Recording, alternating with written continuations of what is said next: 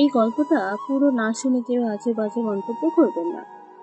কলেজের গেট দিয়ে প্রবেশ করলো একটা ছেলে। গরমে তার ধুলো ময়লা লেগে থাকা একটা জামা ও আছড়া একটা জিন্স প্যান্ট, চোখে চশমা। তবে এটা স্টিল করা চশমা না, চোখে পাওয়ার বাড়ানো চশমা। দেখে মনে হচ্ছে যে কোনো গলি থেকে আসা একটা খ্যাত ছেলে। ছেলেটি আনমনে হেঁটে যাচ্ছিল কলেজ ক্যাম্পাসের দিকে। তখনই একটা ছেলের সাথে ধাক্কা লাগে। কি রে খ্যাত, দেখে চলতে পারিস না? এই বলে ছেলেটি খ্যাত ছেলেটিকে এক চড় মেরে দিল। আহ, আমি তো সামনে দিয়ে দেখে যাচ্ছিলাম। আপনি তো কোথা থেকে এসে আমাকে ধাক্কা দিলেন। কি রে ক্ষেতের বাচ্চা ক্ষেত, তুই আবার আমার মুখের উপরে কথা বলিস? এই বলে আবার একটা মেরে দিল খ্যাত ছেলেটির গালে। তুই জানিস আমি কে?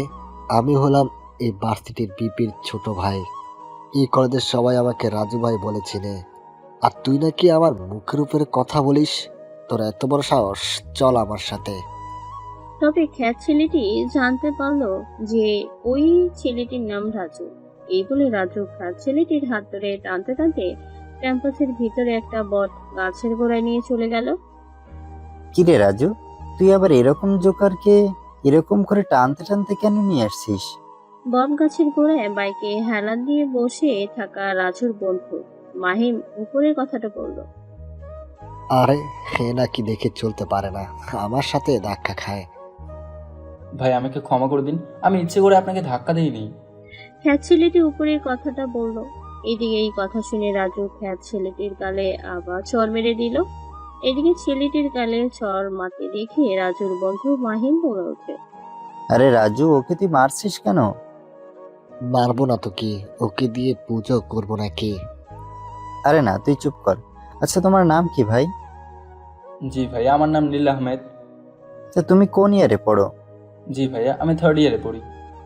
এদিকে নীল মনে মনে বলল, এই ছেলেটা মনে হয় একটু তো ভালো। এই কথা ভাবছিল তখন মাহিম বলে উঠল। তাহলে ভাইয়া, তুমি আমাদের জন্য দুটো বেনসন নিয়ে আসো।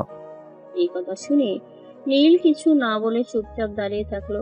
নীলকে এরকম চুপচাপ দাঁড়িয়ে থাকতে দেখে রাজু বলল, কিরে, তোর কানে কথা জানা নাকি? আরে ওর কাছে মনে হয় টাকা নেই। ঠিক বলেছিস দোস্ত, এদের মতো রাস্তার ভিখারিদের কাছে আবার টাকা থাকে নাকি? এনে 100 টাকা, আর যা পুরো টাকার ব্যালেন্স নিয়ে আয়। নীল আর কিছু না বলে রাজুর কাছ থেকে টাকা নিয়ে কলেজের বাইরে সিগারেট আনতে চলে গেল। কিছুক্ষণ পর সিগারেট নিয়ে এসে এই নেন ভাই আপনাদের সিগারেট। কই দে। মাহিমের কথা শুনে নীল সিগারেটের প্যাকেটটা বাড়িয়ে দিল মাহিমের দিকে। মাহিম সিগারেটের প্যাকেটটা নিয়ে নীলকে উদ্দেশ্য করে বলল, কিন্তু আমরা তো কাউকে না দিয়ে খাই না। আমার যেহেতু তুই এনে দিলি, তাহলে তোকে তো খেতে হবে। না ভাইয়া, আমি এসব খাই না। খাই না বলে তো হবে না, তোকে খেতে হবে। নীল কিছু না বলে চুপচাপ দাঁড়িয়ে আছে। নীলকে চুপচাপ থাকতে দেখে রাজু বলল, কিরে, মাইন কি বললো শুনতে পাসনি? কিন্তু নীল আবারও একইভাবে দাঁড়িয়ে আছে। এইদিকে রাজু রেগে গিয়ে নীলকে চর বসিয়ে দিল আর বলতে লাগলো, কিরে কুত্তার বাচ্চা, তোকে আমরা কি বলেছি? রাজুর চরকে নীলের ঠোঁট কেটে রক্ত বেরোচ্ছে। নীল নিজেকে সামলে নিয়ে বলল, ভাইয়া, আমি সিগারেট খাই না, প্লিজ আমাকে এসব খেতে বলেন না। খাস না কি হয়েছে, আজকে তোকে সিগারেট খেতেই হবে। এদিকে মাহিম গাড়ি থেকে নেমে এসে বলল, আরে রাজু, ওকে এভাবে বলছিস কেন? যেহেতু আজও এই কলেজে নতুন, তাই আজকে বেশি কিছু বলবো না। কিন্তু দোস্ত, তোর কথা যদি অমান্য করে তাহলে তো কলেজে তোর নামে আর কেউ ভয় পাবে না রে। আরে আমি তোকে ছেড়ে দিতে পারি না। এই বলে মাহিম নীলের গালে পর পর 4টি চর বসিয়ে দিল আর বলতে লাগলো, কিরে কুত্তার বাচ্চা, তুই খাবি না আমাকে জোর করে খাইয়ে দিতে হবে? প্লিজ আমাকে আর এসব খেতে বলো না, আমি এসব কোনোদিন খাইনি। তোকে তো না খেলে চলবে না। প্লিজ আমাকে ছেড়ে দেন, আজকে আমার কলেজের প্রথম দিন। কিরে, তোকে যেটা বলেছে এটা কি শুনতে পাসনি? একটা কথা কয়বার বলে? এদিকে মাহিম আর কিছু না বলে নীলকে টানতে টানতে নিয়ে চলে গেল ক্যাম্পাসের মাঠের মাঝখানে। ওইখানে নিয়ে গিয়ে নীলকে ধাক্কা মেরে ফেলে দিল। আর এদিকে রাজু তার সাঙ্গ পাঙ্গকে নিয়ে চলে আসলো। এদিকে এদের এরকম দেখে কলেজের সব স্টুডেন্ট ক্যাম্পাসে চারিদিকে ঘিরে ফেললো আর সবাই ওদের দিকে তাকিয়ে তাকিয়ে দেখছে, কেননা মাহিম এখানকার এমপির ছেলে বলে কথা, তাই কারোর সাহস নয় যে মাহিমকে এসে কিছু বলবে।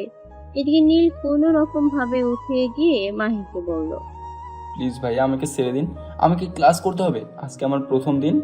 আব্বে হালাত, তোকে বলেছি না যে এই সিগারেট খাবি তারপর কোনো কথা।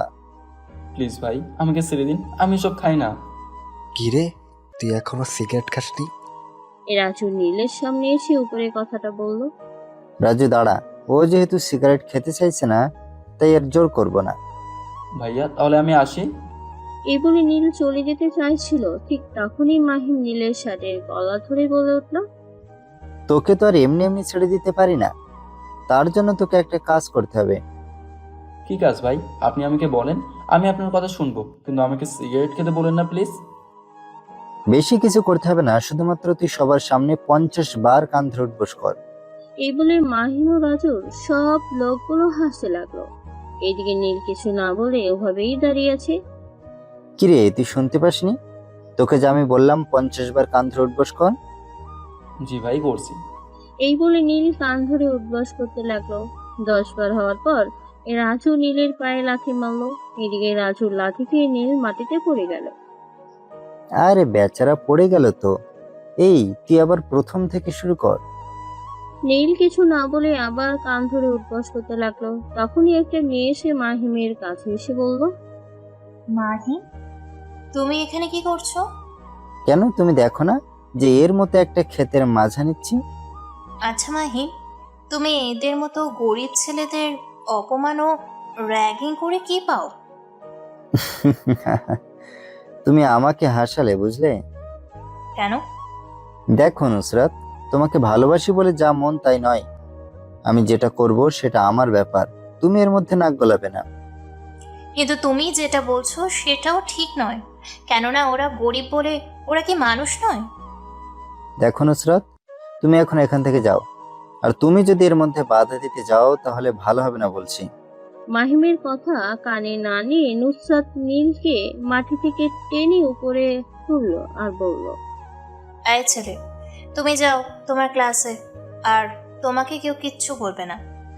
নীল নুসরাতের কথা শুনে ক্লাসরুমের দিকে চলে গেল। আর এদিকে দেখো মাহিম, তোমরা যেটা করো সেটা ঠিক নয়। ভাবি, তুমি এটা ঠিক করলে না। মাহিন তোমাকে ভালোবাসে বলে ছেড়ে দিলাম, তাহলে কি যে হতো? কি হতো? সব সময় তো আমাকে তোমার ভাই প্যারার উপরে রাখে। এই বলে নুসরাত চলে গেল নদীর পাড়ের দিকে। আচ্ছা দোস্ত, একটা কথা বুঝলাম না, তুই আবার মুসাদকে কি প্যারার মধ্যে রাখিস? তুই ওসব বুঝবি না। এই বলে মাহিম নদীর পাড়ের দিকে যেতে লাগলো। আপনার হয়তো ভাবছেন নুসরাত আবার কে, তাহলে বলি, নুসরাত ঢাকার একজন বিশিষ্ট ব্যবসায়ী রফিকুল ইসলামের একমাত্র মেয়ে। নুসরাত মাহিমের গার্লফ্রেন্ড শুধু নামেই, কেননা নুসরাত মন থেকে মাহিমকে ভালোবাসে না, শুধুমাত্র এই ভার্সিটিতে ভালোভাবে পড়ালেখা করার জন্য মাহিমের সাথে প্রেমের নাটক চালাচ্ছে। আপাতত এইটুকুই থাক, গল্পের সাথে থাকুন, বাকিটা জানতে পারবেন। তুমি চলে এলে কেন? এমনি ভালো লাগছে না তাই। চল না আজকে আমরা রুম ডেট করি। দেখো মাহিম, আমি আগেও বলেছি আর এখনো বলছি, বিয়ের আগে এইসব আমি কিছুই করতে পারবো না। তুমি তো আমারই হবে, তাই চলো না আমরা রুম ডেটটা করে ফেলি। মাহিম নুসরাতের হাত ধরে উপরে কথাটা বলে। মাহিম, আমার হাত ছাড়ো বলছি। তোমার কি হয়েছে আমাকে একটু বলবে? তুমি জানো দিন দিন কেমন হয়ে যাচ্ছ। আমি আগের মতোই আছি, তুমি দিন দিন আরো খারাপ হয়ে যাচ্ছ মাহিম। এসব কথা বলছিল তখনই নুসরাতের বান্ধবী রিয়া এসে বলে, নুসরাত চল, ক্লাস শুরু হয়ে যাবে। হ্যাঁ দোস্ত চল। এই বলে নুসরাত ওইখান থেকে উঠে রিয়ার সাথে ক্লাসরুমের দিকে রওনা দিল। কিরে বান্ধবী দোস্ত, তোরে এরকম মনে হচ্ছে কেন? মাহিম আমাকে রুম ডেটের জন্য চাপ দিচ্ছে। তুই তো জানিস আমি ওকে ভালোবাসি না, মাত্র এখানে টিকে থাকার জন্যই ওকে ব্যবহার করছি। দেখ দোস্ত, বুঝে শুনে চলিস, কেননা মহিলা খুবই খারাপ ও নিষ্কৃষ্ট একজন ছেলে। হ্যাঁ রে দোস্ত, আমি বুঝে শুনেই চলি, না হলে অন্য কোনো মেয়ে হলে হয়তো এতদিন মাহিমের হাতে ধরা খেয়ে যেত। হ্যাঁ রে দোস্ত, এসব বলতে বলতে ক্লাসরুমে চলে গেল। নুসরাত ক্লাসরুমে ঢুকতেই দেখতে পেল ওই খ্যাত ছেলেটি শেষের বেঞ্চে বসে আছে। দোস্ত, তুই বস, আমি একবার আসি। কোথায় যাবি? আরে তুই বস না, আমি কিছুক্ষণের মধ্যে আসছি। ঠিক আছে, যা। তোমার নাম কি? নুসরাত খ্যাত ছেলেটির কাছে গিয়ে জিজ্ঞেস করলো, অর্থাৎ নীলকে জিজ্ঞেস করলো উপরে কথাটা। জি, আমার নাম নীল আহমেদ। আমার নাম নুসরাত জাহান আক্তার। আমি কি তোমার বন্ধু হতে পারি? কিন্তু কেন আমার মতো একজন খ্যাত ছেলের বন্ধু হতে যাবেন? তুমি ক্ষেত হলেই বা তাতে আমার কোনো যায় আসে না। আজ থেকে আমরা দুজন বন্ধু। এই বলে নুসরাত তার হাত বাড়িয়ে দিল নীলের দিকে। নীল একটু অবাক হয়ে কিন্তু পরে হাত মিলিয়ে নিল নুসরাতের সাথে। আচ্ছা, তুমি কোথায় থাকো? আমি এই পাশের বস্তিতে থাকি।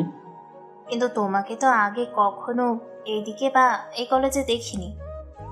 আমি অন্য একটা বস্তিতে থাকতাম, এখানে পড়াশোনা করার জন্য এসেছি। বুঝতে পেরেছি। তোমার আম্মু আব্বু আছে?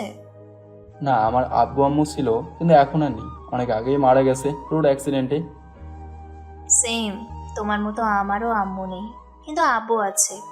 আব্বু আমাকে যতটা পারে আমার ভালোবাসাও দেয়। কেন, আপনার আম্মু কোথায়? আরে তুমি আমাকে লেনদেন করো না, তুমি আমাকে তুমি বলে ডাকবে আজ থেকে। কিন্তু বলতে গিয়ে বলতে পারলো না, নুসরাতের চোখ রাঙানো দেখে। ঠিক আছে, আজ থেকে আপনাকে তুমি বলেই ডাকবো। আমার আম্মু, আমার 6 বছর বয়স যখন, তখন আম্মু মারা গেছে। তারপর আপনার তোমার আব্বু আর কোনো বিয়ে করেনি কেন?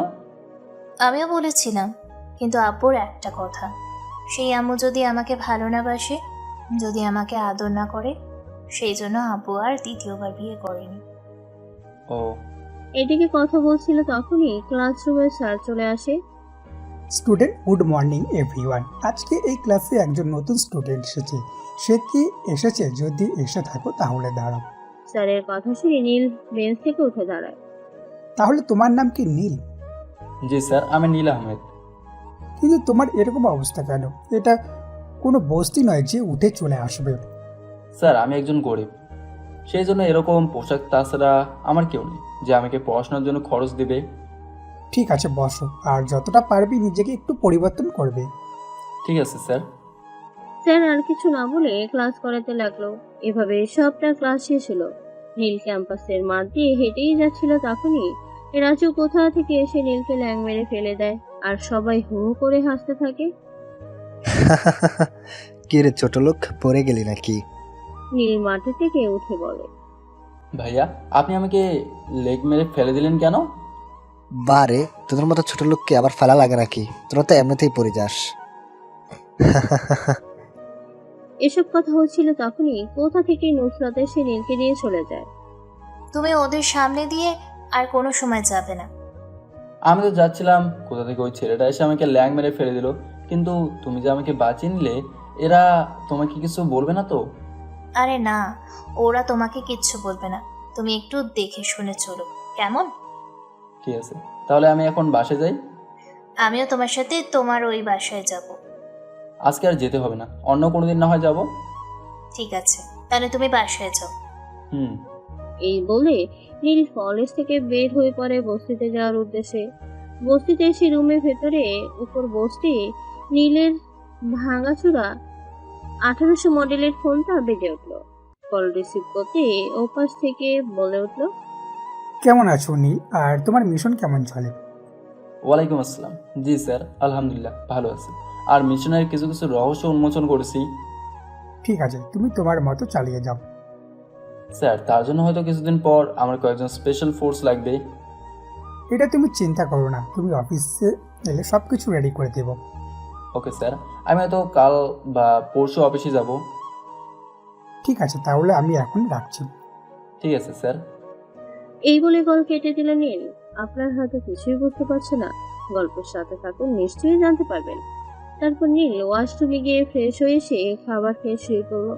আপনারা হয়তো ভাবছেন যে বস্তিতে আবার ওয়াশরুম কবে থেকে হলো।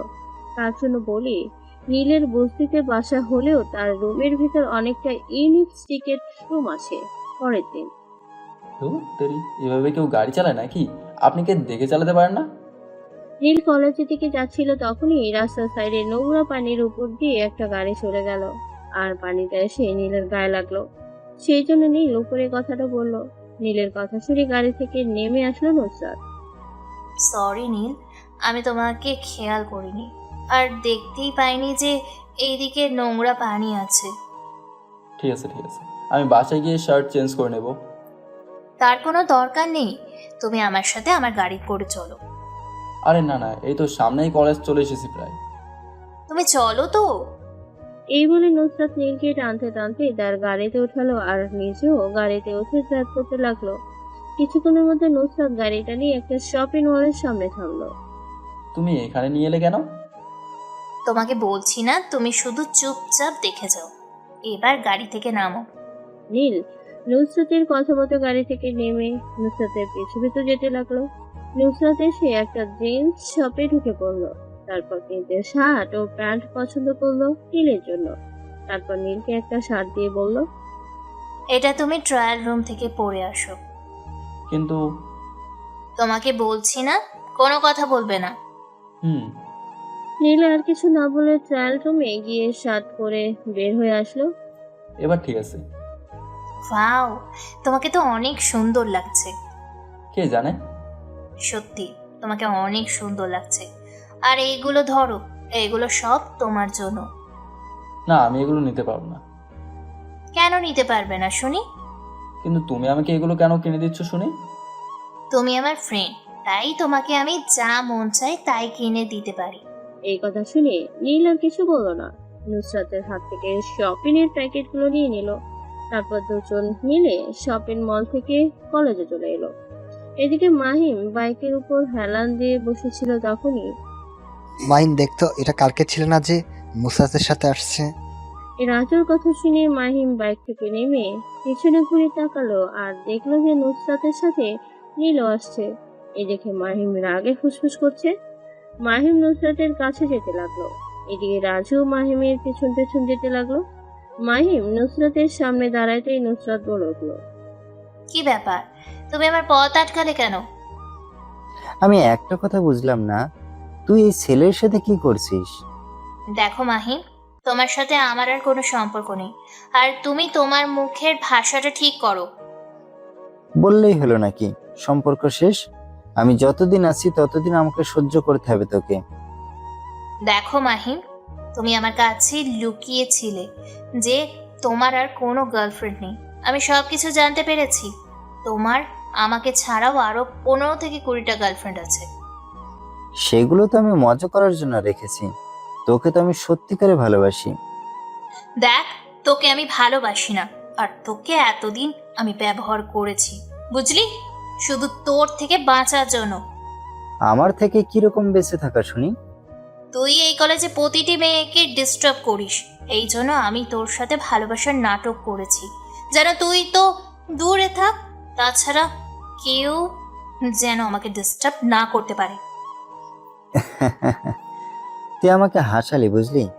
এবার তোকে বোঝাবো এই মাহিমের ডিস্টার্ব কাকে বলে। এই বলে মাহিম নুসরাতের হাত ধরে টানতে লাগলো। আর এদিকে নীল নুসরাতের হাত ধরলো। এই দেখে মাহিম রেগে গিয়ে বলল, কি রে কুত্তার বাচ্চা, তুই ওর হাত ধরেছিস কেন? দেখো, তুমি নুসরাতকে ছেড়ে দাও। কেন বে, তুই আবার কি করবি আমার, যে নুসরাতের হাত আমাকে ছাড়তে হবে? ভালো হবে না বলছি, তুমি নুসরাতের হাত ছেড়ে দাও। এই দেখে রাজু কিছু বলতে যাবে তার আগেই মাহিম হাত ইশারা করে রাজুকে থামিয়ে দেয় আর বলে ওঠে, দেখ, তোর সাথে আমার কোনো শত্রুতা নেই, সেই জন্য ভালোই ভালোই বলছি তুই নুসরাতের হাত ছেড়ে দে। আমরা তো সেটাই বলছি, তুমি নুসরাতের হাত ছেড়ে দাও, আমরা ক্লাসে যাব। তো বেড়ে এই বলে মাহিম ঘুরে গিয়ে নীলের বুকে এক লাথি মারলো। কিন্তু আশ্চর্য বিষয় হলো নীল আগের জায়গা থেকে একটুও ছিল না, ঠিক আগের মতোই দাঁড়িয়ে আছে। এই দেখে রাজু তার হাতে থাকা হকি স্টিক নিয়ে নীলের পায়ে বাড়ি মারলো। বাড়িটা এত জোরে মেরেছে যে হকি স্টিকটা ভেঙে চুরমার হয়ে গেল, কিন্তু নীল আগের মতোই দাঁড়িয়ে আছে। কেবি তুই, যে হস্ট স্টিক ভেঙে গেল তবু তোর কিছু হয়নি? আমি কে সেটা না হয় পরে জানবি, আগে তোরা এখান থেকে যাবি নাকি বল। আরে রাজু, বুঝিস না, গ্রামের চাষা ক্ষেতের শরীরে একটু তরজা হয়, সেজন্য হয়তো ভেঙে গেছে, তাও কিছু হয়নি। তবে এবার যা হবে তাও কখনো ভাবতেও পারবে না। কি হবে রে? তুই সবাইকে ডেকে নিয়ে আয়, তারপর ওর না হওয়া কিছু বের করছি। মাহিমের কথা শুনে রাজু তার দলের সব কথা লোকে রাখে। এবার তুই কি করে এখান থেকে যেতে পারিস তাও আমি দেখি। এই কথা বলতে বলতে রাজুর লোকগুলো চলে এলো। তখন মাহিম তাদেরকে উদ্দেশ্য করে বলল, এই, তোরা ওকে মেরে ফেল, একদম মেরে ফেলবি না, এমন অবস্থা করবি যেন 6 মাস হসপিটালের বেডে পড়ে থাকে। এই কথা শোনা মাত্রই মাহিমের লোকগুলো নীলকে মারার উদ্দেশ্যে ছুটতে লাগলো। আর এইদিকে নীল নুসরাতকে মাহিমের হাত থেকে ছাড়িয়ে নিয়ে এক সাইডে দাঁড় করিয়ে উড়া ধুরা সবাইকে মারতে লাগলো। কারোর মুখে ঘুষি, কারোর পেটে লাথি, কারো কারো হাত তো ভেঙেই দিয়েছে। এরকম অবস্থা করেছে সবার। সবাই মাটিতে লুটিয়ে পড়ে আছে, আর এদিকে মাহিম আর রাজুর ঘাম ছুটছে। কিরে, তোরা দুজন বাকি থাকবি কেন? তোরা দুজন আয়, দেখি তোদের কত বড় সাহস যে আমার গায়ে হাত দিবি। এসব কথা বলছিল, তখনই কোথা থেকে পুলিশ এলো, নীলকে গ্রেপ্তার করলো। আর ওইখানে থাকা ইন্সপেক্টর বলল, কিরে, তোর তো অনেক হিম্মত হয়ে গেছে, সামান্য বস্তির ছেলে হয়ে এমপির ছেলের গায়ে হাত তুলিস। চল থানায়, তারপর তোকে দেখাচ্ছি। আপনারা তো ভাবছেন পুলিশ কি করে জানলো এখানে মারপিট হচ্ছে তা। যখন নীল ওদের লোকগুলোকে মারছিল, সেই ফাঁকে রাজু কল করে পুলিশকে ঘটনা জানিয়ে দেয়। এদিকে নীলকে পুলিশ নিয়ে যেতে লাগে। নুসরাত বলে ওঠে, না স্যার, নীল কিছু করেনি, নীলের কোনো দোষ নেই, আপনারা ওকে ছেড়ে দিন। এই মেয়ে, তোমার যদি অত দরদ হয় এর জন্য, তাহলে আমাদের সাথে চলো থানায়। হাবিলদার, ওকে গাড়িতে তুলো। ঠিক আছে, আমিও যাব আপনাদের সাথে। তখনই নীল নুসরাতকে উদ্দেশ্য করে বলল, নুসরাত, তোমাকে আর যেতে হবে না, থাকবো না হয় কদিন জেলখানায়। না নীল, আজকে আমি তোমার বেল করাবো। আর আমি আব্বুকে কল করে বলেছি, কিছুক্ষণের মধ্যেই দেখবে তোমাকে আমি বের করে নিয়ে এসেছি থানা থেকে। ঠিক আছে, তোর যা মনে হয় তুই তাই কর, আমরা কে নিয়ে চললাম। এই বলে পুলিশ তাদের গাড়ি করে নীলকে নিয়ে থানার উদ্দেশ্যে চলে গেল। হ্যালো আব্বু। কি রে মা, কি হয়েছে? তুই তো এই সময় কল করিস না। আব্বু, তুমি এক্ষুনি উকিল আঙ্কেলকে বলো একজনের বেল অর্ডার করাতে হবে। কেন, কার কি হয়েছে আর কার বেল অর্ডার করাতে হবে? আব্বু, আমি এত কিছু বলতে পারবো না এখন। তুমি উকিল আঙ্কেলকে এক্ষুনি বলো যে এখানকার থানায় এসে একজনকে ছাড়িয়ে নিয়ে যাবে। ঠিক আছে মা, তুই যেটা ভালো বুঝবি সেটা কর। আমি তোর আঙ্কেলকে এক্ষুনি থানায় পাঠাচ্ছি, আর তুইও তার সাথে যা। এদিকে উকিল সাহেব না হয় আসুক, ততক্ষণে আমরা একটু নীলের কাছ থেকে ঘুরে আসি। কনস্টেবল, ওকে লকআপে পড়ো। জি স্যার, এই চল। কনস্টেবল নীলকে টানতে টানতে নিয়ে গিয়ে লকআপে ভরে তালা লাগিয়ে দিল। প্রায় 8 ঘন্টা পর নুসরাতকে নিয়ে চলে আসে থানার ভেতরে। এই মেয়ে, তাহলে তুই এসেছিস? হ্যাঁ এসেছি। এই নিন বেল পেপার, আর ওকে ছেড়ে দিন। ছাড়বো বলে তো ছেড়ে দিতে পারে না, এটা এমপির কেস, তাই তোকে এখানে সাইন করতে হবে। ঠিক আছে, আমি সাইন করে দিচ্ছি। কনস্টেবল, তুমি ওকে ছেড়ে দাও। ঠিক আছে স্যার। এই তুই বেরিয়ে আয়, তোর জামিন হয়ে গেছে। আমার আবার কে জামিন করলো? সেটা না হয় বাইরে গিয়ে দেখতে পাবি। নীল আর কিছু না বলে কনস্টেবলের সাথে থানার জেল থেকে বের হয়ে আসে, আর দেখে যে নুসরাত উকিল নিয়ে দাঁড়িয়ে আছে। তুমি আবার আমার জন্য উকিল নিয়ে আসতে গেলে কেন? বারে, আমার জন্যই তো এত কিছু। আর আমি তোমাকে মাঝ রাস্তায় একা ফেলে চলে যাব? ঠিক আছে, এবার চলো, আমি বাসে যাব। আমিও তোমার সাথে তোমার বাসায় যাব। না গেলে হয় না? তোমাকে আগে একবার বলেছিলাম, তখন তো যেতে দিলে না। এখন তোমার সাথে আমি যে করেই হোক যাব। ঠিক আছে, চলো। তাহলে আঙ্কেল, আপনি আব্বুকে বলে দিয়েন আমরা গেলাম। এই বলে নুসরাত আর নীল নুসরাতের গাড়ি করে চলে আসলো বস্তির সামনে। আচ্ছা নুসরাত, তুমি কি যেতে পারবে বস্তিতে?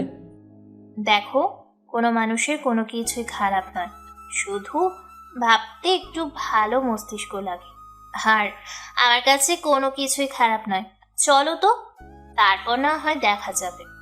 হয়তো কোনোদিন যাইনি, কিন্তু আজ যাচ্ছি। ঠিক আছে, তোমাকে তো কিছু বললে 100টা বলে দেবে, তার চেয়ে ভালো চলো। কি বললে? আমি 100টা বলি? আরে না, তুমি চলো তো। এই বলে দুজন যেতে শুরু করলো। খানিকটুকু গিয়ে নীল তার রুমের সামনে এসে থামলো। এটাই আমার রুম। তুমি কি আমাকে ভিতরে নিবে না, নাকি বাহিরে থেকে দেখে চলে যেতে হবে? আরে না না, এসব কি বলছো? তুমি আমার সাথে এসব ভিতরে।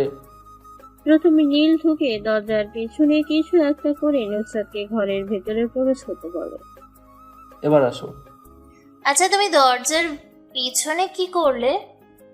আরে কিছু না, এই যে আক্ষুশিটা দেখছো, এটা যদি না লাগাই তাহলে দরজাটা খুলে যায়, সেই জন্য লাগিয়ে দিলাম। ও আচ্ছা নীল, তোমার আম্মু আব্বু নেই? তোমাকে তখন মানে কাল বললাম না যে আমার আব্বু আম্মু নেই। আমি যখন ছোট ছিলাম তখন আব্বু আম্মু মারা গেছে। ও ভুলে গিয়েছিলাম।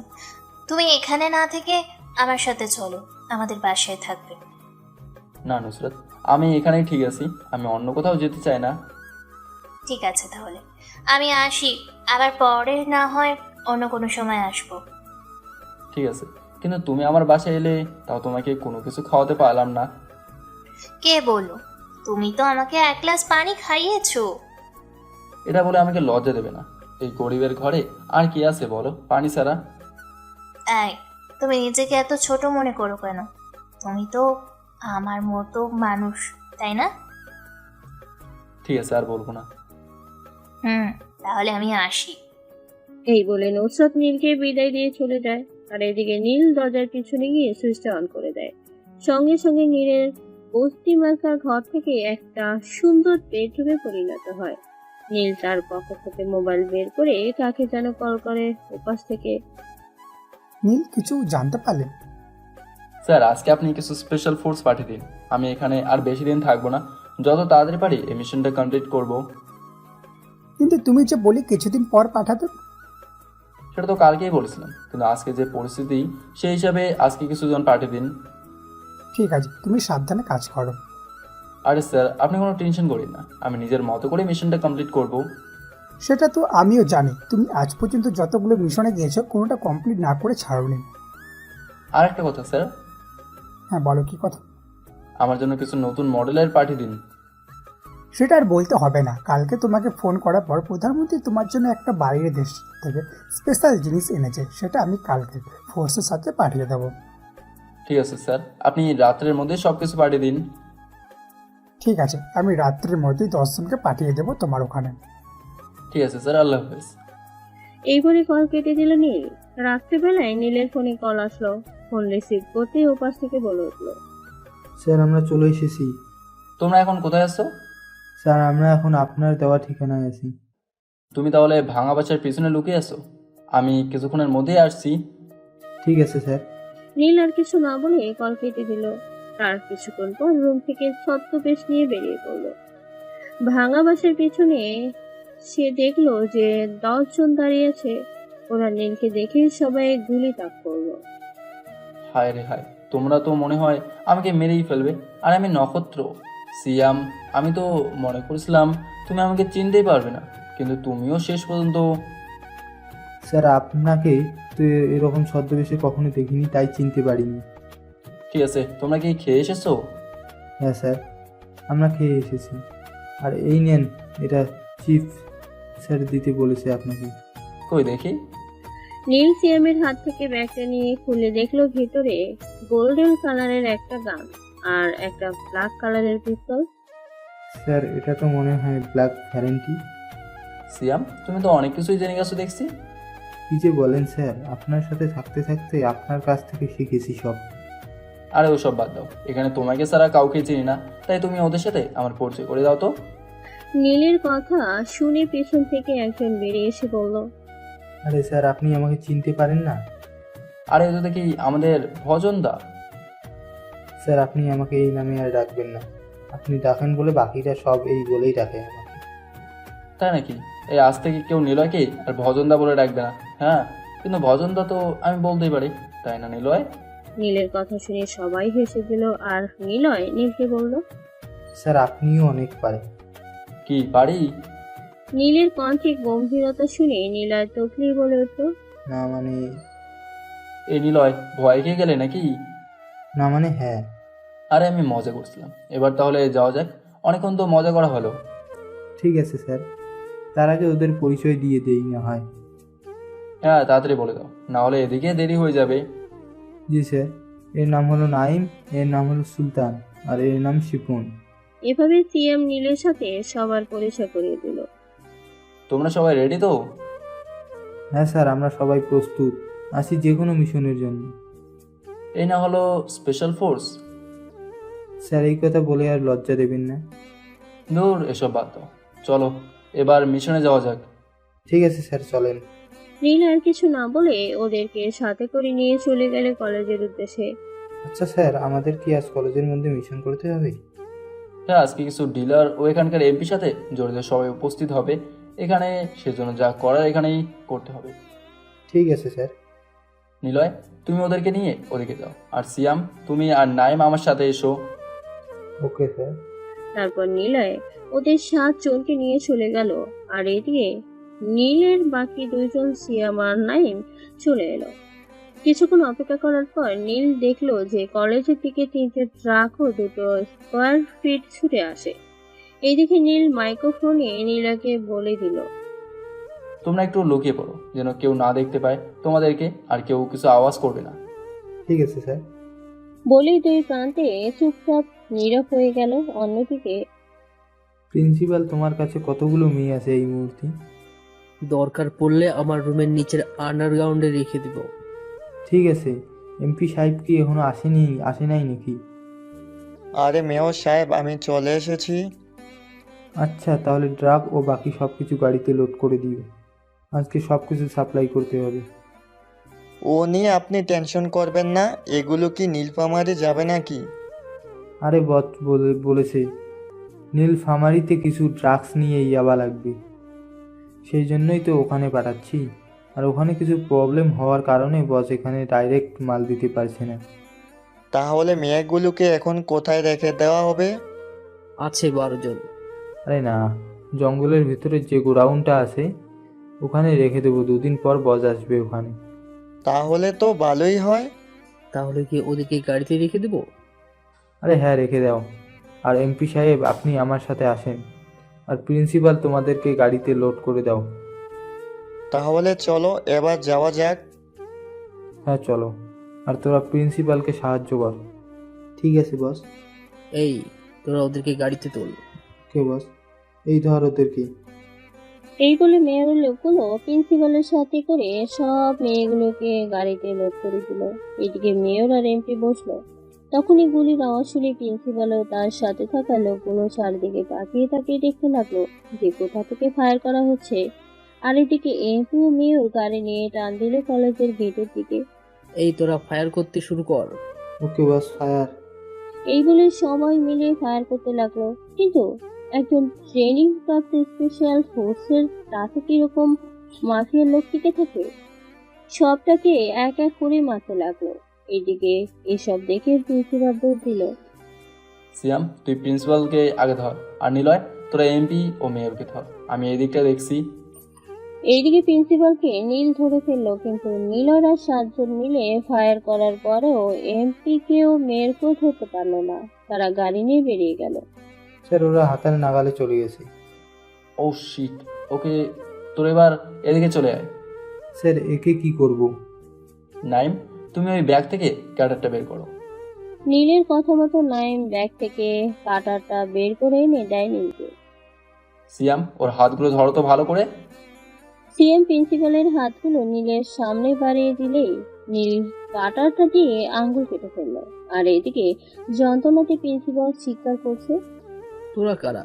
ছেড়ে দে, ভালো হবে না বলছি। আমরা কে সেটা না হয় উপরে গিয়ে জানতে পারবি, আগে এটা বল তোদের গোডাউন জঙ্গলের কোথায়? আমি সেটা জানি না। বেশি কিছু বলবো না, একমাত্র আর একবার জিজ্ঞেস করছি, বল তোদের গোডাউনটা জঙ্গলের কোথায়? আমি জানি না। নীল আর কিছু না বলে প্রিন্সিপালের মুখে এক খুশি মেরে দিল। সঙ্গে সঙ্গে প্রিন্সিপালের মুখে রক্ত বের হতে লাগলো।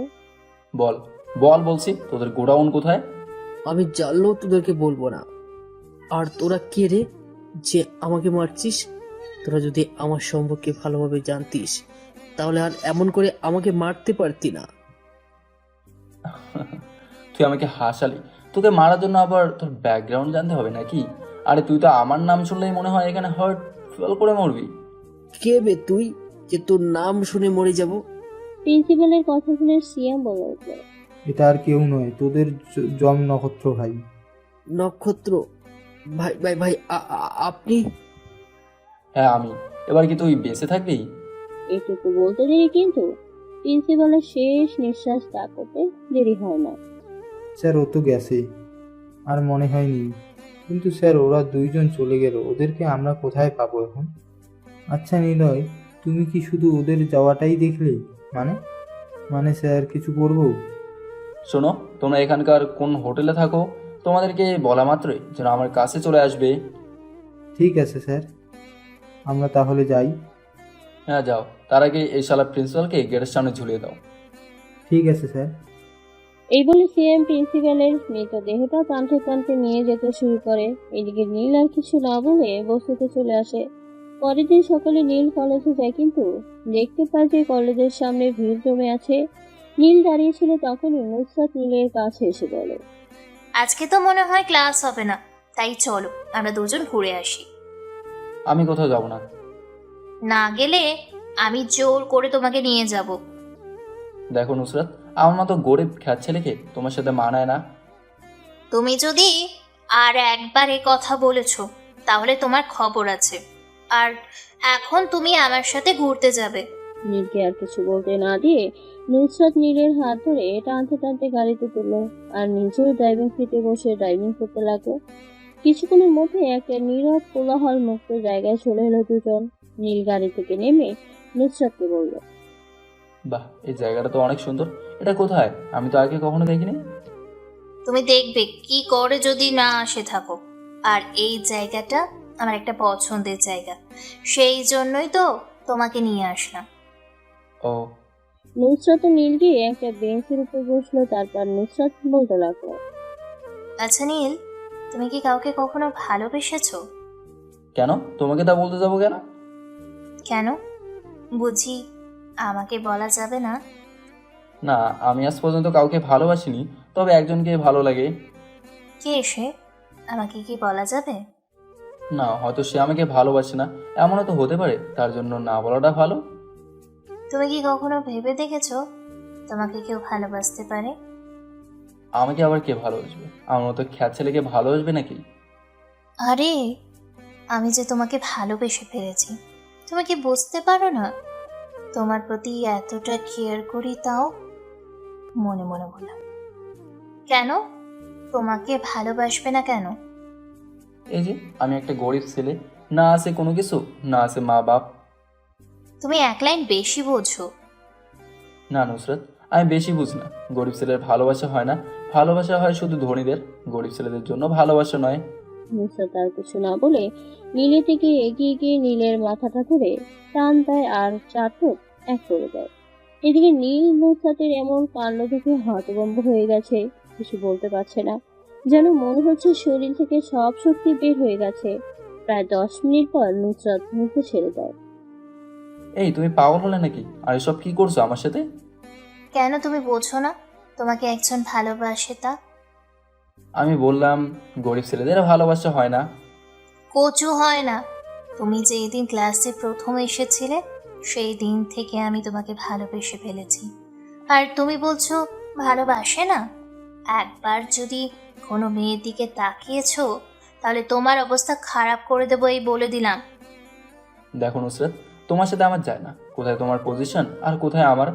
আমি কোথার বস্তির একজন ছেলে, আর তুমি বড়লোক বাবার মেয়ে। তোমার সাথে আমার কোনো মতেই যায় না। দেখো নীল, ভালোবাসা কখনো টাকা পয়সা দেখে হয় না। আমি তোমাকে ভালোবাসি আর তোমাকে বাসবো। দরকার পড়লে এই ভালোবাসার জন্য জীবনটাকেও দিয়ে দেব। দেখো নুসরাত, তুমি ফালতু মার্কে কথা বলো না। হয়তো তুমি বলছো ভালোবাসি, কিন্তু তোমার বাবা কি আমাকে মেনে নেবে? কেন মেনে নেবে না? তুমি আমার সাথে আজকে আমাদের বাসায় যাবে। কিন্তু কোনো কিন্তু নয়, তুমি আজকে আমার সাথে আমাদের বাসায় যাবে। আর কিছু আমি শুনতে চাই না। আচ্ছা নুসরাত, একটা কথা বলো। কি কথা বলো? তুমি আমাকে কিভাবে ভালোবাসলে আর কি দেখেই বা আমাকে ভালোবাসলে? দেখো, মানুষের টাকা পয়সা দেখে কোনো সময় ভালোবাসা হয় না, কোনো সৌন্দর্য দেখে ভালোবাসা হয় না। আমিও তোমাকে বেসেছি, কিন্তু কোনো সৌন্দর্য, টাকা পয়সা বা বাড়ি গাড়ি দেখে তোমাকে আমি ভালোবাসিনি। আমি তোমাকে ভালোবেসেছি তোমার এই সুন্দর মনটাকে দেখে। আমি সারা জীবন ধরে তোমার এই গোটা মনটা জুড়ে থাকতে চাই। কিন্তু তোমার সাথে আমার চাই না, বোঝো না কেন? হয়তো তুমি মেনে নিচ্ছ, কিন্তু বাকিরা, এ সমাজ কি বলবে তোমাকে? সমাজের গোষ্ঠী কেলাই, ভালোবেসেছি তোমাকে আমি, অন্য কাউকে তো না। আর এই সমাজ কি বললো তাতে আমার কোনো যায় আসে না। আর এখন চলো, আমার সাথে বাসায় যাব। না গেলে হতো না? না হতো না, তুমি এখন আমার সাথে যাবে। এই বলে নুসরাত নীলকে টানতে টানতে নিয়ে গিয়ে গাড়িতে বসালো। তারপর নিচে ড্রাইভিং সিটে করে বসে বাসায় চলে এলো। কলিং বেল বাজাতেই বাসার কাজের লোক এসে দরজা খুলে দিল। আচ্ছা রহিমা খালা, আবু এসেছে? না মামনি, তোমার আব্বু এখনো আসেনি। ঠিক আছে খালা, এই তুমি আমার সাথে এসো। নীল কোনো কিছু না বলে নুসরাতের পেছন পেছন যেতে লাগলো। নুসরাত নীলকে নিয়ে তার রুমে চলে আসলো। তারপর নুসরাত গিয়ে রুমের দরজাটা লাগিয়ে দিল। এই দেখে নীল বলল, রুমের দরজাটা আটকালে কেন? কেন তুমি বোঝো না? আমি এখন রোম্যান্স করব। এটা ঠিক নয়, বিয়ের আগে এসব করা ঠিক নয়। এই বলে নুসরাত নীলকে ধাক্কা মেরে খাটের উপর তুলে দিল আর নিজেই নীলের উপর শুয়ে পড়ল। নুসরত, এসব এখন ঠিক নয়, কেউ চলে আসবে তো। এমনিতেও আব্বু নেই, তাছাড়া আমার রুমে কেউ আসে না। এই বলে নুসরাত নীলের চোখে মুখে ঘাড়ে কিস করতে লাগলো। অবশেষে নুসরাত নীলের ঠোঁটে ঠোঁট লাগিয়ে কিস করতে লাগলো। প্রায় 10 মিনিট পর ছেড়ে দিল নুসরাত নীলকে। এদিকে নীলের বেহাল অবস্থা। এই এমনভাবে কেউ কিস করে? কেউ না করলেও আমি করি, বুঝলে আমার বাবুটা? এই আমি ছোট বাচ্চা নাকি যে আমাকে বাবু বলছো? না, তুমি আমার গুলুমুলু একমাত্র বর, আদর করে বাবু বলে ডাকলাম। ওকে, অনেক হয়েছে, এবার তো আমাকে ছাড়বে। নুসরাত নীলের উপর শুয়েছিল, সেই জন্য নীল উপরে কথাটা বলল। হুম, আমি তো এভাবেই থাকবো আর তোমার সাথে রোম্যান্স করব। নুসরাত নীলের নাকে নাক খুঁজতে খুঁজতে উপরে কথাটা বলে। আবারও নীলের ঠোঁটে ঠোঁট ডুবিয়ে দিল। কিছুক্ষণ পর ছেড়ে দিয়ে বলতে লাগলো, আচ্ছা নীল, তুমি আমাকে কখনো ছেড়ে যাবে না তো? দেখো, সত্যি বলতে তোমাকে আমি বলেছিলাম যে আমি একজনকে পছন্দ করি। সে একজন জানো কে? সেটা আমি ভালো করে জানি, কেননা সেই মেয়েটা তো আমি। তুমি কি করে বুঝলে যে আমি তোমাকে পছন্দ করি? যাকে ভালোবাসি তার মনের কথা বুঝতে পারবো না? যদি নাই বুঝতে পারি তাহলে ভালোবাসা কিসের? এইসব কথা বলছিল তখনই কলিং বেলের আওয়াজ শুনতে পেল। মনে হয় আব্বু এসেছে, তুমিও এসো, আব্বুর সাথে তোমার পরিচয় করিয়ে দিব। নীল আর কিছু না বলে নুসরাতের সাথে যেতে লাগলো। নিচে নামতেই দেখলো যে রফিক সাহেব নিচের সোফায় বসে আছে। রফিক সাহেব নীলকে দেখে বলে উঠলো, নীল, তুমি এখানে? হ্যাঁ আঙ্কেল, আমাকে তো নুসরাত এনেছে এখানে। এদের এইরকম কথা শুনে নুসরাত বলে উঠলো, আব্বু তুমি নীলকে চেনো? হ্যাঁ চিনি তো, কিন্তু তুমি নীলকে কোথায় পেলে? নীল আমার সাথে আমাদের কলেজেই পড়ে, তার জন্যই আমি ওকে পেয়েছি। আর তোমাকে বলেছিলাম না সেই দিন যে আমার এক বন্ধুকে পুলিশ থানায় নিয়ে গেছে, এই সেই নীল। ও, কিন্তু এটা কিভাবে সম্ভব? মানে? রফিক সাহেব কিছু বলতে যাবে তখনই নীল ইশারা করে। ততক্ষণে রফিক সাহেব কথা ঘুরিয়ে দেয়। কথায় আছে না, समझदार लोगों को लिए इशाराয় काफी है। আরে বলতে চেয়েছিলাম যে নীলকে কেন পুলিশ ধরে নিয়ে গেছিল। ও আব্বু, ও সব বাদ দাও, তুমি যেহেতু নীলকে চেনো তাহলে তো ভালোই হলো। কেন? না মানে আব্বু, আমি নীলকে। তোমার নামে মানে মানে না করে বলো কি বলবা। আব্বু আমি নীলকে ভালোবাসি। এইসব তুই কি বলছিস? এর মতো গরিব ও খ্যাতের সাথে তোর আমি কোনো মতে বিয়ে দিতে পারবো না, আর তুই তাকে ভালোবাসিস? দেখো আব্বু, ও গরিব হোক বা ক্ষেত হোক তাতে আমার কোনো যায় আসে না। ওর সম্পত্তি নেই তা কি হয়েছে, আমার তো আছে। দেখ, তোর সাথে ওর বিয়ে দিতে পারবো না। ওর মতো গরিবের সাথে তো কখনোই না। আব্বু, তুমি যদি ওর সাথে আমার বিয়ে না দাও তাহলে আমি এই বাসা ছেড়ে চলে যাব। তুমি কি সত্যি নিজেকে ভালোবাসো? হ্যাঁ, আমি ওকে সত্যিকারের ভালোবাসি, আর আমি ওকে শুধু চাই, আর কিচ্ছু চাই না। কিন্তু তুমি এক্ষুনি রেগেছিলে, আর এখনই রাগ কমে গেল? না রে, ওটা এমনি মিথ্যা করে বলছিলাম। তাছাড়া আমারও নীলকে অনেক পছন্দ হয়েছে, আর নীলের সাথেই তোমার বিয়ে হবে। ইয়াহু! আব্বু, তুমি আমার অনেক ভালো আব্বু। আমি ভেবেছিলাম তুমি হয়তো মেনে নেবে না। তোমার ইচ্ছা কখনো আমি পূরণ করিনি, এমন হয়েছে? না আব্বু, তুমি সেটা কখনোই করোনি। তার জন্যই তো তুমি আমার এত ভালো আব্বু। ওকে, ঠিক আছে, আর তোকে এত লাফাতে হবে না। ওদের ভালোবাসা মেনে নেওয়ার কারণে নুসরাত খুশি থেকে রফিক সাহেবকে জড়িয়ে ধরে আর উপরে কথাগুলো বলে। এই জন্য রফিক সাহেব কুবেরের কথাটা বলে ওঠে। আপনার হয়তো ভাবছেন রফিক সাহেব কি করে নীলকে ছিল, তাহলে বলি, নীল একবার এক মিশনে গিয়ে রফিক সাহেবকে বাঁচিয়েছিল। তখন থেকেই রফিক সাহেব নীলকে চিনে। এমনকি রফিক সাহেব নীলকে বলেছিল যে তার মেয়ের সাথে অর্থাৎ নুসরাতের সাথে নীলের বিয়ে দিবে। এবার গল্প ফেরা যায়। ঠিক আছে আব্বু, তোমরা খাবার টেবিলে বসো, আমি তোমাদের জন্য খাবার নিয়ে আসছি। এই বলে নুসরাত রান্নাঘরের দিকে চলে যায়। এদিকে সত্যি বলতে নীল, আমি কখনো ভাবতে পারিনি যে তোমাকে এভাবে জামাই হিসাবে পেয়ে যাব। আঙ্কেল, আমি তো জানতাম না যে নুসরাত আপনার মেয়ে। তা তো ভালোই হয়েছে। এমনিতে তোমাকে তো আগেই বলেছিলাম যে নুসরাতের সাথে তোমার বিয়ে দেব। আমি তো এখানে আসতে চাইছিলাম না, নুসরাতই জোর করে এনেছে। তারপর না হয় আপনার সাথে আবার এখানে দেখা হলো, না হয়তো হতো না। তাহলে কি তোমার বিয়ের দিন ঠিক করব? না আঙ্কেল, এখন বিয়ের দিন ঠিক করেন না। কেন নীল বাবা, কি হয়েছে? আঙ্কেল, আমি এখন এই মুহূর্তে একটা মিশনে আছি এখানে, তাই বলছি মিশনটা কমপ্লিট করে না হয় বিয়ের কথা বলবো। ঠিক আছে বাবা, তোমার যখন ভালো হবে তখন তুমি বিয়ের কথা বলিও। এসব কথা বলছিল তখনই নুসরাত ও রহিমা বেগম দুজনেই মিলে খাবার নিয়ে চলে আসেন খাবার টেবিলে। খালা, তুমি আমাদের সাথে খেয়ে নাও। না মা, আমি পরে খেয়ে নেব, আগে তোমরা খেয়ে নাও। না খালা, আজ আমরা সবাই মিলে একসাথে খাবো। আরে রহিমা, তুমি আমার সাথে বসে পড়ো। আপনার হয়তো ভাবছেন যে এত বড় লোক, তাও তারা কাজের লোকের সাথে নিয়ে খাবার খাচ্ছে। তাহলে বলি, নুসরাত বা রফিক সাহেব কে গরিব লোক দেখে না। সেই জন্যই তো নুসরাত নীলকে এই গরিব খ্যাত রূপে দেখেও পছন্দ করেছে। তাহলে আপনারা বলুন, কিসের জন্য কাজের লোককে খেতে বলবে না? এবার গল্প ফেরা যাক। নুসরাতের জোরাজোরিতেই ও রফিক সাহেবের বলার কারণে রহিমা বেগম খাবার খেতে বসে পড়েন ওদের সাথে। তারপর সবাই মিলে খাবার খেয়ে নেয়। খাবার খেয়ে দিয়ে সোফার উপর বসেছিল আর কথা বলছিল নীল আর রফিক সাহেব। তখনই নুসরাত এসে বলে, আব্বু, আমি কিছু বলতে চাই। কি বলবে মা, বলো। না মানে, আমাদের বিয়ের দিন কবে ঠিক করেছো? নুসরাত কোন রকম ভাবে লজ্জা মাখা কণ্ঠ নিয়ে উপরে কথাটা রফিক সাহেবকে উদ্দেশ্য করে বলে, এই মাসে না, এর পরের মাসে তোমাদের বিয়ে ঠিক করেছি। নুসরাত আর কিছু না বলে দৌড়ে নিজের রুমে চলে গেল। মনে হচ্ছে যে লজ্জায় আর এখানে দাঁড়িয়েই থাকতে পারছে না।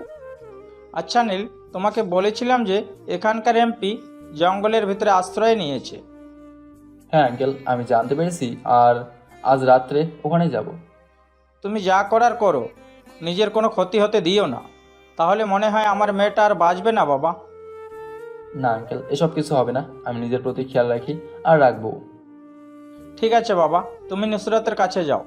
মনে হয় যে লজ্জাতে আর তোমাকে ডাকতে পারছে না। ঠিক আছে আঙ্কেল, আমি যাচ্ছি। এরকম শ্বশুর থাকলে আমার বলা লাগে নাকি? এসব মনে বলতে বলতেই চলে এলো নুসরাতের রুমে। এদিকে নুসরাত নীলকে দেখে দরজা বন্ধ করে দিল। তারপর নীলকে খাটের উপর ফেলে দিয়ে নিজেও নীলের বুকের উপর চড়ে বসলো আর বলতে লাগলো, তোমার এতক্ষণ সময় লাগলো কিসের জন্য? আমি কতক্ষণ ধরে তোমার জন্য অপেক্ষা করছি, আর তুমি এক্ষুনি এলে? আঙ্কেলের সাথে কথা বলছিলাম, সেজন্য আসতে একটু দেরি হলো। আর তুমি আব্বুকে বলে বিয়ের ডেটটা আগাতে পারোনি? বিয়েটা তো হবেই, তাই না? সে কয়েকদিন পর হোক বা আজ হোক, তাতে সমস্যা কিসের? না, আমি তোমাকে তাড়াতাড়ি আপন করে পেতে চাই। তা তোমার আব্বু বললো তো পরের মাসে আমাদের বিয়ে ঠিক করবে। তার মানে কি তুমি আব্বুকে বিয়ের দিন পেছাতে বলেছো? কই না তো। নুসরাত নীলকে আর কিছু বলতে না দিয়ে নীলের ঠোঁটে ঠোঁট ডুবিয়ে দিল। বেশ কিছুক্ষণ পর ছেড়ে দিয়ে নীলের বুকে মুখ লুকালো। কিস করে এখন আবার লজ্জা লাগছে। তুমি জানো না লজ্জা মেয়েদের ভূষণ? এবার তো ছাড়ো, আমাকে বাসে যেতে হবে। না, তুমি আজ থেকে এখানেই থাকবে। সেটা না হয় বিয়ের পর থাকবো, এখন আমাকে যেতে দাও। দাঁড়াও, আমি আব্বুকে বলছি তুমি এখানে থাকতে চাইছো না। এই বলে নুসরাত নীলের বুকের উপর থেকে নেমে রুমের বাহিরে চলে গেল। এদিকে নীল বাহিরে চলে আসলো। রফিক সাহেব সোফার উপর বসেছিল, যখনই নুসরাত এসে বলতে লাগলো, আব্বু তুমি বলো না নীলকে এখানে থাকতে। দেখো মামনি, ওর হয়তো কাজ আছে, সেজন্য এখানে থাকছে না, বিয়ের পর তো থাকবে। হ্যাঁ আঙ্কেল, আমি ওকে সেটাই বলছি, কিন্তু ও বুঝতে চাইছে না। তোমার আবার কি এমন কাজ আছে যে এখানে থেকে করা হবে না? কোনো এক সময় বলবো, তাহলে আমি আসি। তারপর নীল নুসরাত ও রফিক সাহেবের কাছ থেকে বিদায় নিয়ে বসতে চলে আসে রাত 12টার দিকে। সিয়াম, তোমরা চলে এসো এই লোকেশনে। ঠিক আছে স্যার, আমরা কিছুক্ষণের মধ্যে চলে এসেছি। এই বলে নীল ছত্রবেশ নিয়ে বেরিয়ে পড়লো বাসা থেকে। বেশ কিছুটা দূরে এসে দেখলো সিএমরা তার জন্য দাঁড়িয়ে আছে। নীল সিএমদের কাছে যেতেই সিএম বলে উঠলো, স্যার আপনি এসেছেন, তাহলে এবার যাওয়া যাক আমাদের মিশনে। হ্যাঁ চলো। এই বলে সবাই গাড়ি করে যেতে লাগলো জঙ্গলের দিকে। ততক্ষণে না হয় আমরা একটু অন্য দিক থেকে ঘুরে আসি। মেয়র সাহেব, যারা আমাদের উপর হামলা করেছিল ওরা কারা ছিল আপনি কি জানেন? না এমপি সাহেব, জানি না, কিন্তু আমার লোকেদের খোঁজ নিতে বলেছি। আর কোনো টেনশন নাই, কালকে আমাদের বস এখানে আসবে। বস কখন আসবে? কালকে? কালকে সন্ধ্যার মধ্যে বস চলে আসবে এখানে। তাহলে তো ভালোই হয়। আচ্ছা, প্রিন্সিপালকে কি ওরা ধরে ফেলেছে? হ্যাঁ, ওরা প্রিন্সিপালকে মেরে কলেজের গেটে ঝুলে রেখেছিল। সকালে লোক এসে জানিয়ে গেছে আমাকে। আর এখানে কিছু করতে পারবে না, কেননা এখানে প্রায় 300 জন লোক আছে। এসব কথা বলছিল এমপি ও মেয়র সাহেব। তখনই গুলির আওয়াজ কানে আসে ওদের। গুলির আওয়াজ শুনে মেয়র সাহেব তার লোকদেরকে বলে, এই তোরা দেখ কারা ফায়ার করছে, সামনে যাদেরকে পাবি মেরে ফেলবি, কাউকে বাঁচতে দিবি না। মেয়রের কথা বলা শেষ না হতেই তার লোকগুলো গোটা আস্তানায় ছড়িয়ে পড়লো। এদিকে সিয়াম, তোমরা বাইরে দেখতে দেখো, আর আমি একলাই যাব ভেতরে।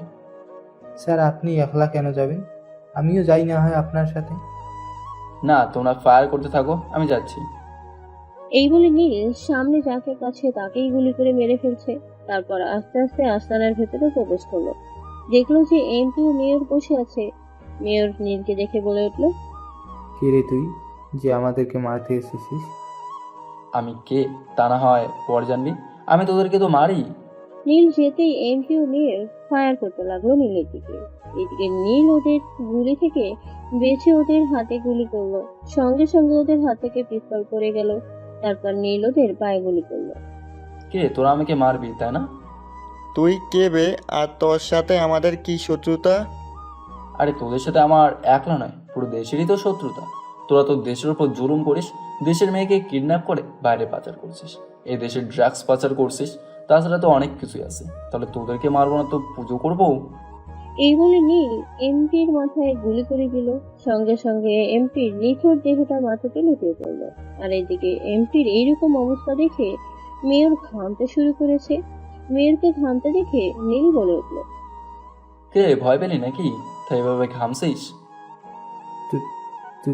তুই কে বল আগে, আর আমাদেরকে এভাবে মারছিস কেন?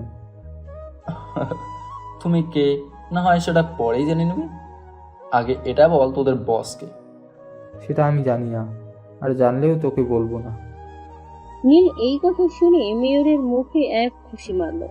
নীল এত জোরেই খুশি মেরেছে যে মেয়র মাটিতে বসে পড়লো আর মুখ দিয়ে রক্ত বেরোতে লাগলো।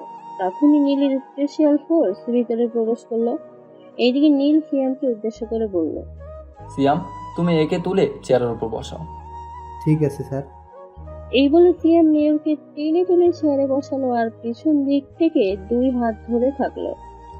কিরে, এবারও বলবি না নাকি আরও কিছু খাবি? না, আমি বলবো না। তোরা যা পারিস তাই করে নি। নিলয়, আমার চাইনিজ কুড়ালটা দে। এই নেন স্যার। নীলয় তার সাইড ব্যাগ থেকে চাইনিজ স্ক্রোলটা বের করে নীলকে দিতে দিতেই উপরে কথাটা বলল। তাহলে এবার বলবি না? এইদিকে মেয়র নীলয়ের হাতে চাইনিজ স্ক্রোল দেখে একটু ঠকিল, তারপর বলল, তুই আমাকে যতই ভয় দেখাস না, আমি তোর কোনো কথাই উত্তর দেব না। সিয়াম, ওর হাত ছেড়ে দে। সিয়া মেয়রের হাত ছেড়ে দিতেই নীল চাইনিজ কুড়াল দিয়ে মেয়রের দুই হাতের মার্শাল পর্যন্ত কেটে দিল। সঙ্গে সঙ্গে মেয়র চিৎকার করতে লাগলো। তখনই সিয়া মেয়রের মুখ চেপে ধরলো যেন মেয়রের চিৎকার কেউ শুনতে না পায়। কিছুক্ষণ পর মেয়রের মুখ ছেড়ে দেয়। এবার বলবি নাকি আবার? নীলের কথা পুরো না শেষ করতেই মেয়র বলে উঠল, প্লিজ আমাকে আর মেরো না, আমি বলছি, সব বলছি। তাহলে এবার লাইনে এসেছিস, বল তোদের বসকে। আমাদের বস এই শহরের বিজনেসম্যান আমজাদ সাহেব। উনি এখন ব্যাংককে আছে, কালকে উনি এখানে আসবেন। তাহলে তো ভালোই হলো, আর কষ্ট করে যেতে হবে না। আর তোদেরকে সাথে আর কে কে জড়িয়ে আছে বল।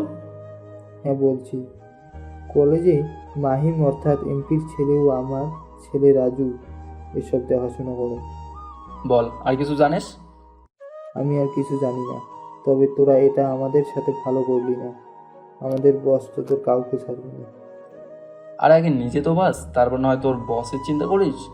এই বলে নীল তার চাইনিজ কুড়াল দিয়ে মেয়রের মাথাটা মুহূর্তের মধ্যেই দেহ থেকে আলাদা করে দিল। সিয়াম, তোমরা কাল ভালোভাবে তৈরি থেকো, অনেকটা বড় মিশন হবে মনে হয়। স্যার, আমরা সব সময় তৈরি আছি, যে কোনো সময় আমরা মিশনে যেতে প্রস্তুত। না হলো কথা, তাহলে চলো এবার এখান থেকে যাওয়া যাক, আবার যা হবে কাল। তারপর সবাই বেরিয়ে পড়লো আস্তানা থেকে। পরের দিন সকালে নীল রুমে বসেছিল, তখনই দরজায় আওয়াজ হয়। নীল দরজা খুলে দেখে যে নুসরাত বাইরে দাঁড়িয়ে আছে। নুসরাতকে দেখে নীল সঙ্গে সঙ্গে দরজার পিছনে সুইচটা চেপে দিল আর বলল, আরে তুমি এসো, ভেতরে এসো। নীলের কথা মতো নুসরাত ভেতরে ঢুকে কিছুক্ষণ বসে বলে উঠল, আমার সাথে চলো, আজকেও একটু ঘুরে আসবো। ঠিক আছে, চলো তাহলে। হুম।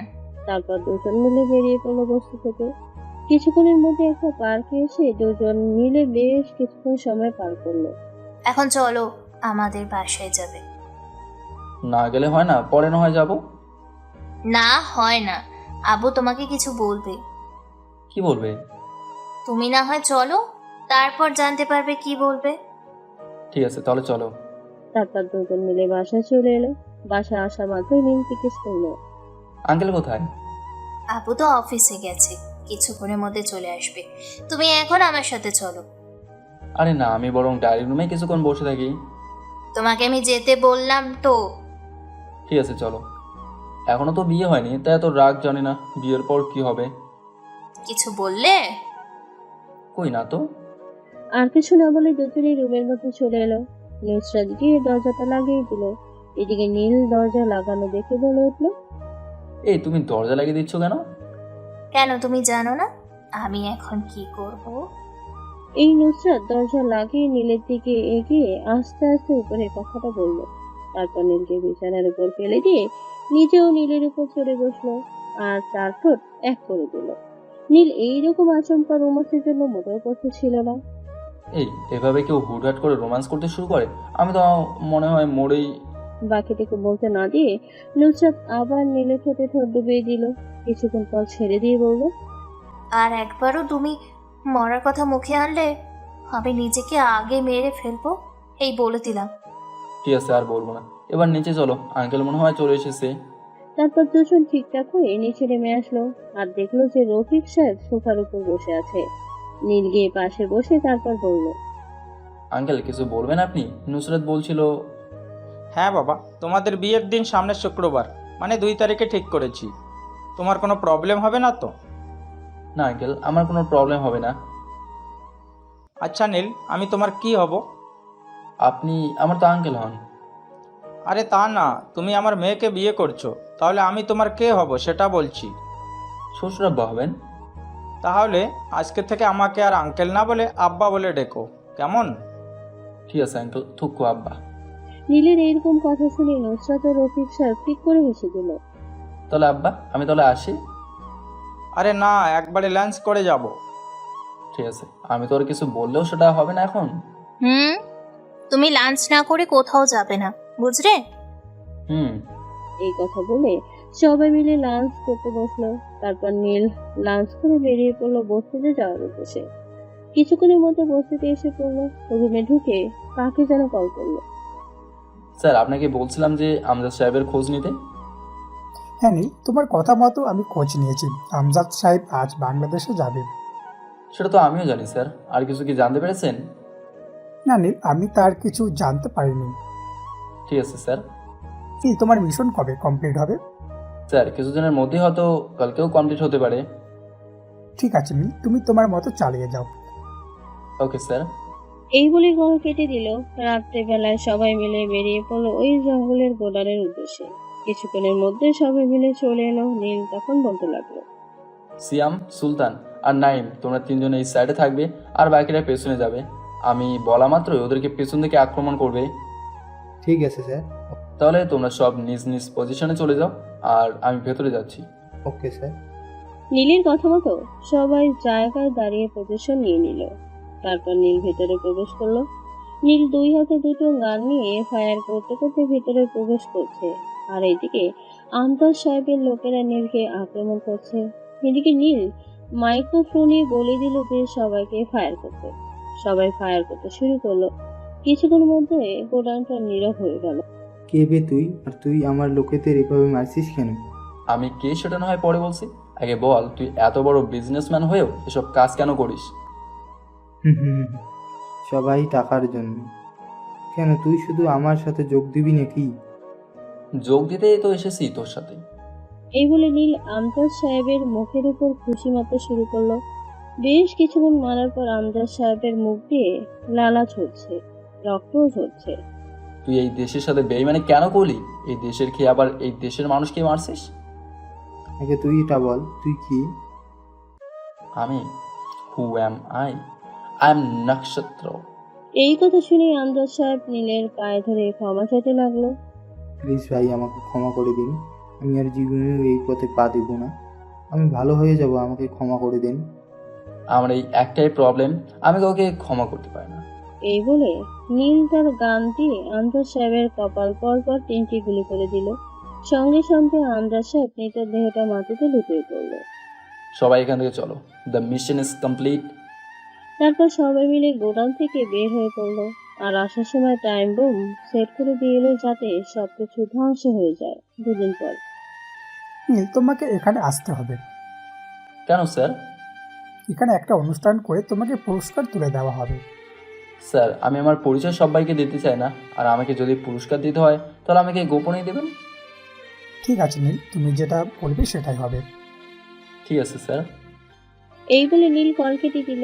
তখনই নুসরাত পেছন থেকে বলে উঠল, কি ব্যাপার, তুমি এভাবে কার সাথে কথা বলছিলে? সেটা না হয় তোমার বাসর রাতেই জানাবো।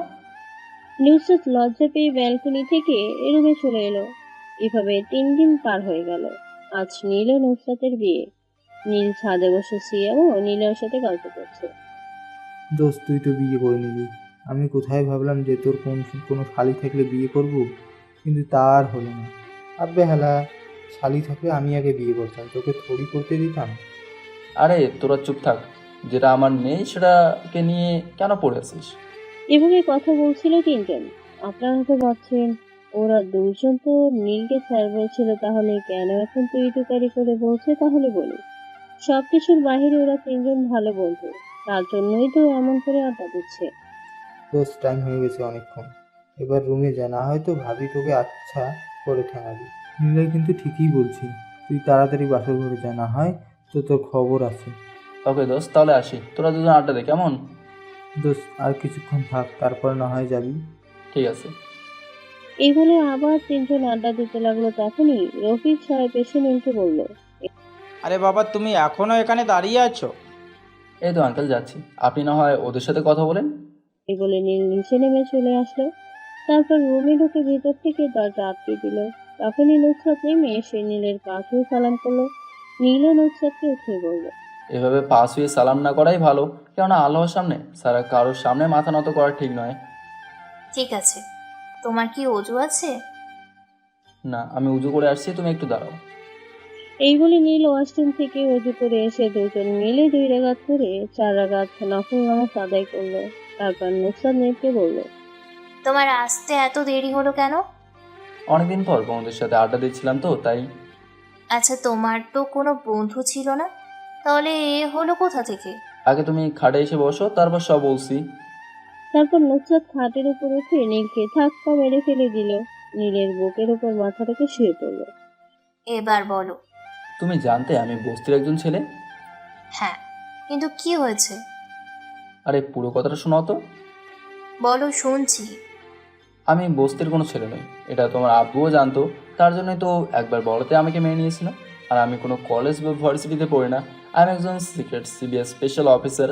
হয়তো তুমি আমার নামও শুনেছো কোনো সময়। কিন্তু তুমি আমাকে আগে বলনি কেন? কি করে বলবো বলো, আমি তখন একটা মিশনে ছিলাম সেই জন্য।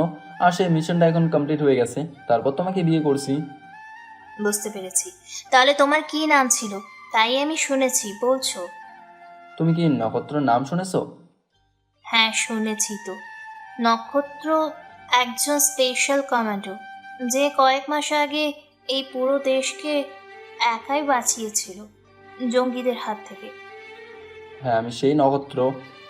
তার মানে বস্তির ছেলেটা সিবিআই অফিসার? হুম।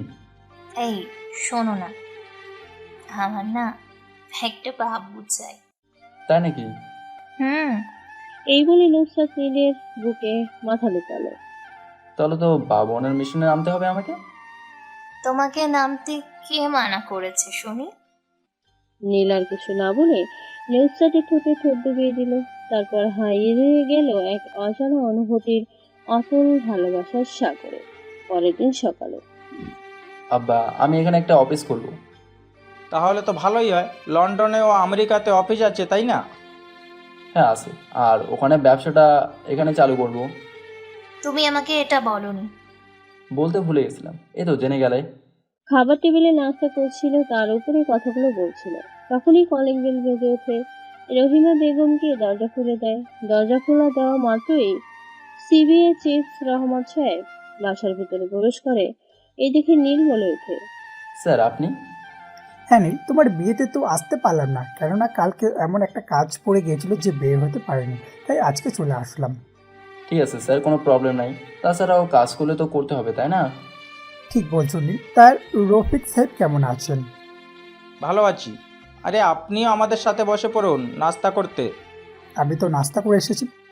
না স্যার, করলেও আর একবার করে নিন আমাদের সাথে। তারপর সবার জোরাজোরিতেই রহমত সাহেব নাস্তা করতে বসে পড়লো একটা চেয়ার টেনে। আর রহিমা বেগম খাবার বেড়েই দিতে লাগলো। খাবার খাওয়ার পর, যেটার জন্য এসেছিলাম নীল, বলেন স্যার। এই নাও, এটা তোমার ব্যাচ, আর আজ থেকে তুমি এই সিবিআই এর চিফ। কিন্তু আপনি? তুমি তো বেশ জানো আমার রিটায়ারমেন্ট নেওয়ার টাইম হয়ে গেছে, তাই আজ থেকে তুমি এই সিবিআই এর চিফ। কিন্তু স্যার আপনি না থাকলে কিভাবে কি? আমার তোমার উপর পুরোপুরি বিশ্বাস আছে, তুমি সব কিছু সামলে নিতে পারবে। আর কোনো কিছু দরকার পড়লে আমাকে নিশ্চয়ই জানাবে, আমি তখন তোমাকে সাহায্য করার চেষ্টা করব। Okay sir. তাহলে আমি আসি। তারপর রহমত সাহেব সবার কাছ থেকে বিদায় নিয়ে বাসা থেকে বের হয়ে গেল। আর এদিকে তুমি একবার রুমে আসো তো। কিসের জন্য? এখানে কিছুক্ষণ থাকি, তারপর না হয় যাচ্ছি। ঠিক আছে। নুসরাত রুমে চলে গেলে নীল পিছু পিছু রুমে চলে আসে। বলো কি হয়েছে, আর এভাবে রুমে ডাকলে কেন? তার আগে এটা বলো, আমার কাছ থেকে আর কি কি লুকিয়ে রেখেছো? আর কিছু লুকিয়ে রাখিনি, সব কিছু তো জেনেই গেছো তাই না? সেটা তুমি জানো। তা এই জন্য কি আমার পাগলিটার মন খারাপ? হুম। তাহলে আমার পাগলিটার মন কিভাবে ঠিক করা যায়? তাহলে আমাকে আদর করো, দেখবে আমার মন ঠিক হয়ে গেছে। না, এখন তো আর করা যাবে না, যা হবে রাত্রে। তুই করবি না মানে? এই বলে নুসরাত নীলকে জোর করে খাটের উপর ফেলে দিয়ে চারটে এক করে দেয়। তারপর আস্তে আস্তে হারিয়ে যায় ভালোবাসার সাগরে।